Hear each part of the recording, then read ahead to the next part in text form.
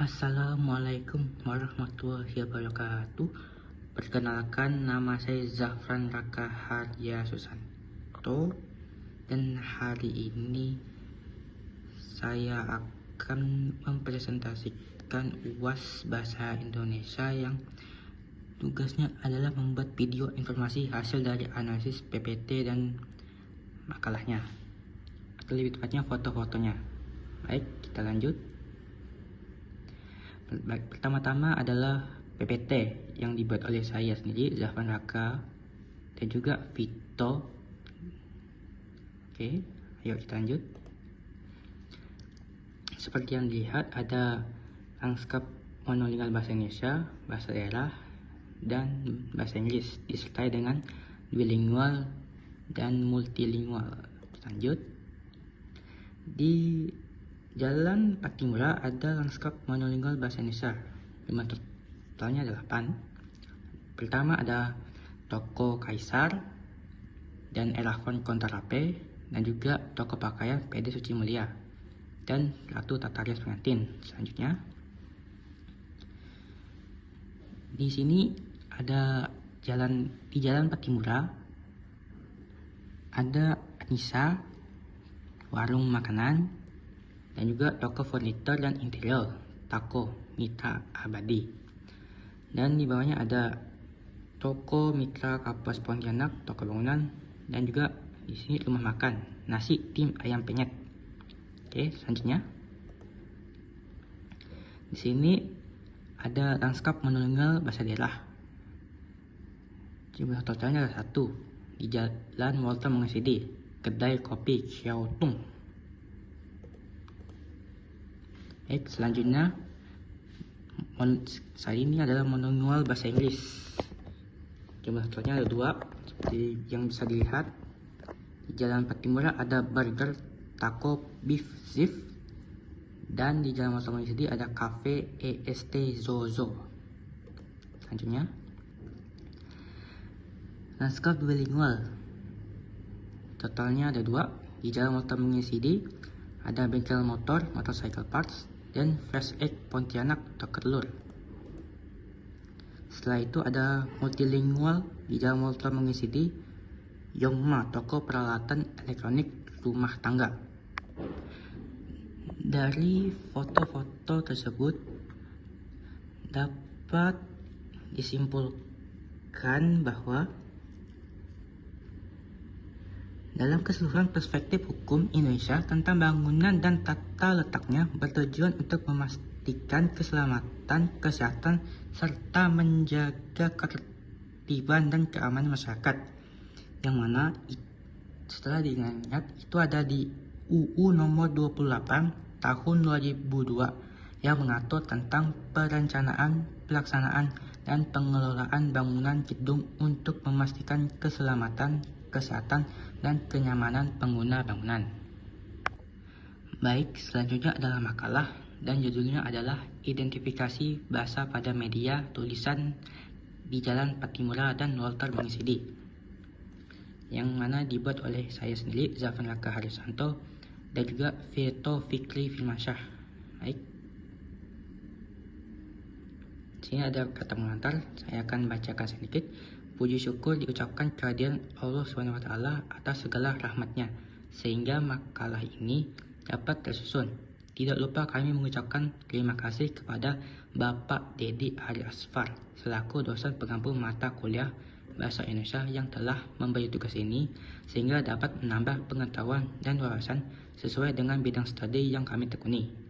Baik, selanjutnya, ini adalah daftar isi, kita lewatkan saja. Sini ada pendahuluan. Saya bacakan sedikit saja ya. Media tulisan di tempat umum seperti papan nama, baliho, atau spanduk merupakan bagian dari pemandangan bahasa sehari-hari yang tidak hanya menunjukkan identitas sosial dan budaya masyarakat, tapi juga mempunyai sisi hukum yang penting di kota seperti Pontianak, terutama di sepanjang Jalan Patimura dan Jalan Mengesidi. Oke, kita lanjutkan saja ke bab 2, tinggal pustaka.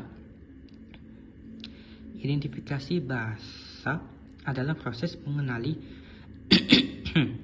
dan mengklasifikasikan bahasa berdasarkan ciri linguistik seperti kosakata, struktur, dan konteks sosial pada media tulisan jalanan. Tanda dapat bersifat monolingual, satu bahasa, bilingual, dua bahasa, atau multilingual, tiga bahasa atau lebih. Oke, kita lanjutkan saja. Seperti yang dapat dilihat pada tabel di sini, di Jalan Patimura terdapat berbagai macam jenis media. Contohnya adalah papan nama bisnis, nama bangunan, tanda jalanan, tanda informasi, dan lain sebagainya. Oke, kita lanjutkan saja.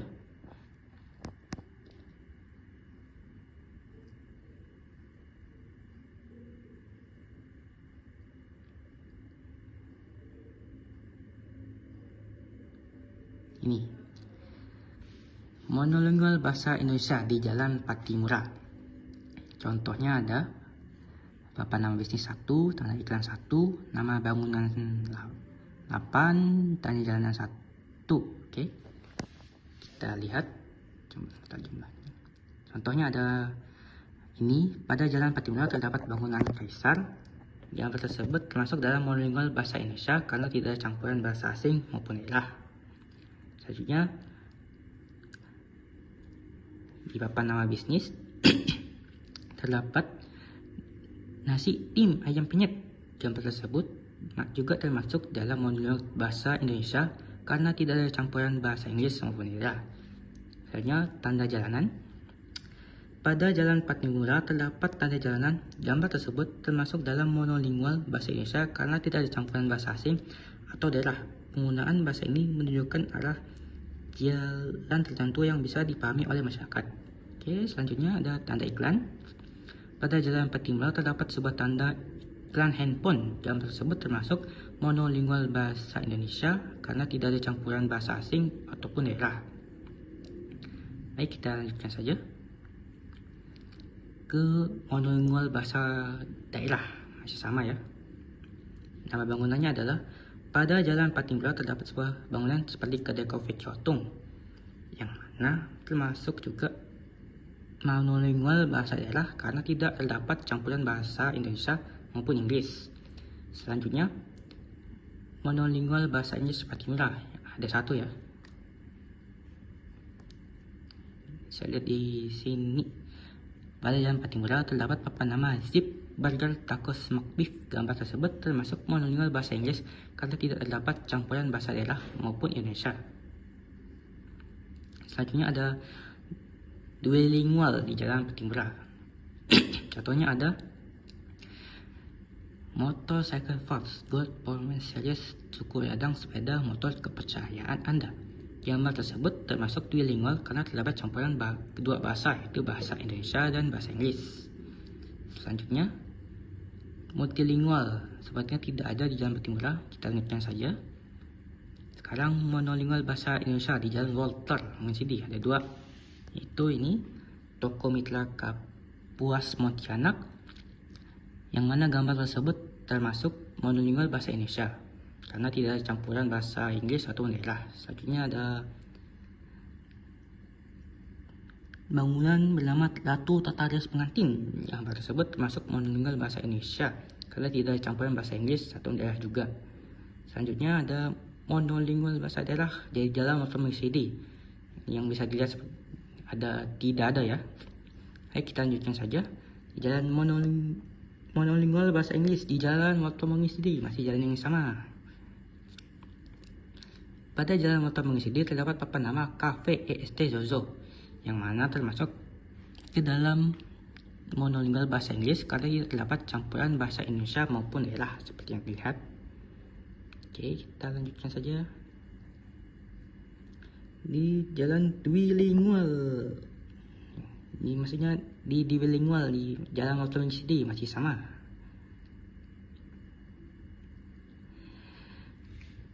Pada jalan sini terdapat papan nama Fresh Egg Pontianak. Gambar tersebut termasuk bilingual karena ada campuran bahasa Inggris dan Indonesia. Selanjutnya di multilingual ada satu, yaitu papan nama bisnis, yang mana terdapat nama Yongma, toko peralatan elektronik rumah tangga. Gambar tersebut termasuk multilingual karena terdapat 3 bahasa, yaitu bahasa Korea Selatan, bahasa Inggris, dan juga bahasa Indonesia. Setelah lihat dari foto-foto yang ada, saya dapat disimpulkan atau dapat saya analisis dengan kata lain, berdasarkan hasil identifikasi bahasa media tulisan di sepanjang jalan Pattimura dan jalan Otto Mengesidi, dapat diketahui bahwa penggunaan bahasa di publik mencerminkan keberagaman sosial dalam masyarakat Pontianak. Media tulisan seperti papan nama, toko, spanduk, dan lain-lain menunjukkan adanya penggunaan bahasa monolingual, bilingual, dan multilingual, yang mana itu ada di Undang-Undang Republik Indonesia Nomor 24 Tahun 2009 tentang bendera, bahasa, dan lambang negara serta lagu kebangsaan. Analisis ini berfokus pada kedudukan, fungsi, dan kewajiban penggunaan bahasa Indonesia dalam berbagai ranah publik dan kenegaraan, serta bagaimana bahasa tersebut harus dikembangkan, dibina, dan dilindungi. Dan juga sebagai tambahan, Indonesia termasuk dalam negara kepulauan, yang berarti terdapat banyak ras dan juga suku yang berbeda-beda bahasanya juga. Oke, baik, sekian saja presentasi dari saya. Terima kasih.